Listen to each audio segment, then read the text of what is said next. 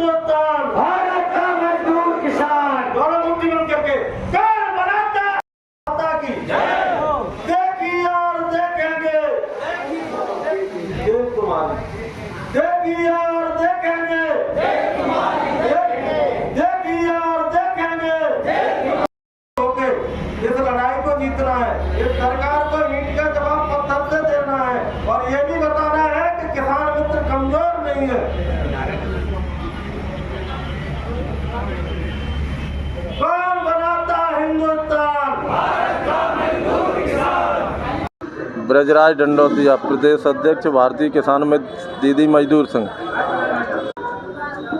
मध्य प्रदेश में 27,000 किसान मित्र दीदी थे जो कृषि विभाग की आत्मा परियोजना के अंतर्गत 2007 से निरंतर कार्य कर रहे थे। उस समय कृषि विभाग थी, 2013 में आत्मा परियोजना संचालित हुई। उस समय से लेके और 2019 तक 27,000 किसान मित्र दीदी मध्य प्रदेश के विभिन्न गांवों में एक राजस्व गांव पर एक किसान मित्र दीदी कार्य करता था। निरंतर कार्य करते आ रहे थे। इसके एवज में केवल प्रोत्साहन राशि के रूप में 500 रुपये प्रतिमाह कहें या 6,000 रुपये वार्षिक मिलते थे, वो भी टुकड़ों में मिलते थे। और 2019 में मध्य प्रदेश की तात्कालिक सरकार कमलनाथ जी की सरकार ने बगैर नोटिस दिए, बगैर कारण बताए 27,000 किसान मित्र दीदी को एक ही आदेश से पृथक कर दिया। निरंतर उस समय से हम आग्रह निवेदन, भाजपा विपक्ष में थी, शिवराज जी विपक्ष में थे। 2020 में पुनः शिवराज जी के नेतृत्व में सरकार बनी। उनसे हमने आग्रह निवेदन किया तो उन्होंने कहा कि हम जैसे ही सीएम बनेंगे आपको बहाल करेंगे। सरकार बनी, सरकार बनने के बाद कमल पटेल जी कृषि मंत्री बने, शिवराज जी बने। निरंतर प्रयास, कई सैकड़ों बार शिवराज जी से आग्रह किया, कमल पटेल जी से आग्रह किया, आश्वासन देते रहे। उन्होंने फिर 2023 से पहले बोले मध्य प्रदेश सरकार में अभी भारत सरकार ने किसान मित्रों का बजट देना बंद कर दिया है, जैसे ही बजट आता है आपको बहाल करेंगे। उसके बाद फिर मिले तो बोले विधानसभा चुनाव हो जाने दो, विधानसभा चुनाव में जैसे ही भाजपा की सरकार बनती है तो हम पूर्व जो किसान मित्र कांग्रेस ने निकाले हैं उनको बहाल करेंगे।